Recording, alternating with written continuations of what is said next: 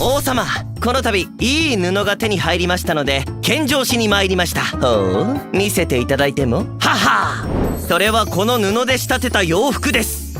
何もなくない？ちなみにこの布、自分の地位にふさわしくないものや手に負えないバカ者には見えない布だとか。わあ、すごく綺麗な洋服だね。